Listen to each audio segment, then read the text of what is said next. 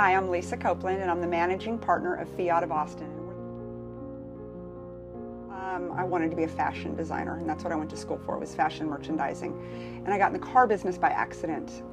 I was in college, and I had wrecked my car, and because I was a fashion major, I spent all the money my parents gave me that I was supposed to spend on insurance. I spent it all on clothes. So when I wrecked my car, I found out that I didn't have any insurance. And so back in the day, if you were selling cars, you got a free car to drive. And so that's how I got in the car business, just totally by accident, literally. That's where I think the car business has failed, because that's why there's not more women in the car business, because the young females that you bring in, they have no one to aspire to. In the dealerships, they don't have female managers. So it's, you know, who do they want to be when they grow up? Not the guy behind the desk. And so that's why a lot of them drop out. And I think that's why a lot of women drop out of life and drop out of what I think should be their destiny, is because they don't have somebody they can look to and say, if she did it, I can do it. I'm really grateful I didn't miss my destiny.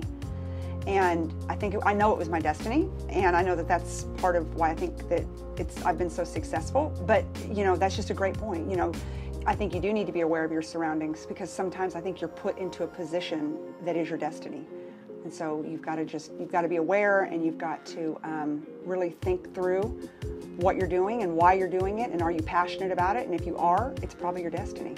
A woman who's not a corporate leader, she still lays awake all night, and she worries about her kids, and she worries about her job, whatever level that job is. I think she's concerned about it. I have to worry about not only my job, but the jobs of 250 employees that we have through our organization.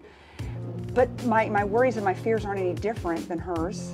They're just larger, but they're the same, because I think as women, we're transparent and we're authentic, and we worry and we care about the world around us. So whether it's just our family, if it's a stay-at-home mom, or if you sit in my position, you've got 250 employees, not only do I worry about myself, my family, but I worry about them and their families.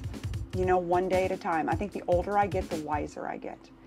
And, you know, I just know that fear is not something, you can never bow to fear. You just have to face everything head on, every problem head on. You can't sweep things under the rug, whether it's with your employees, with your business, and women tend to want to do that sometimes, because we're not confrontational by nature. And it probably took me 15 years in this business to really learn how to let somebody go, to counsel an employee, to not be afraid to confront a problem.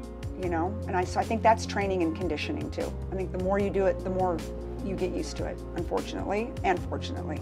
I even find myself holding back sometimes because I don't want to say the wrong thing, or because I know that they're going to judge me for every word that comes out of my mouth. So I put a lot of thought into what I say, which I normally wouldn't do in a business situation. I kind of just say what I need to say. But what I know that I bring is that I bring a different perspective. When it comes to the advertising, I'm usually the one shooting it down, saying, well, how does that appeal to women? I don't understand. We don't need sexy ads. That doesn't help women want to buy cars. When it comes to product design, I say, I talk to them about things that are inside the car that could be better, or more women friendly, more child friendly. It's just things that the guys don't think about. So I know that I bring that to the table. But I try to do it in a collaborative way, so that I'm not that woman sitting at the table. So I'm very careful. I think about it. I typically write it all down, and then I bring it back to council the next day and have a discussion. If I don't say it out loud, if I don't put it out there that we're going to do it, it won't happen. And that's what I know sent me into overdrive, because I couldn't fail for a million different reasons. For the embarrassment for our dealership, for our brand, the fact that I would never meet my hero, and because I'd made a bet. And so I tell people, if you want something bad enough, you have to say it out loud. Because if you say it out loud and you put it to the universe, you're held to much higher accountability to achieve it. And I lived that firsthand. There's sacrifice to get to the top. You have to sacrifice things. You have to sacrifice time with your family, sacrifice time with your friends. I left the car business when my kids were young.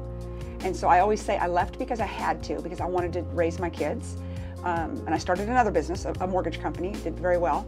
And then I came back because I wanted to, because I wasn't sacrificing my kids' lives. And so I think as women, we have to make really hard choices, because I never wanted to leave when I left, but I chose my kids and I chose my family. And then when my kids had gone to college, I chose to come back because I could. And so that would be just one less sacrifice I'd have to make, was a Saturday soccer game. I still sacrifice a lot of time and whatever, but when you take the kids out of the equation, the sacrifices aren't near as big. And so I was really lucky to be able to do that. And every single day I feel for the moms trying to juggle, you know, work, home, life balance, because it doesn't exist. You will sacrifice.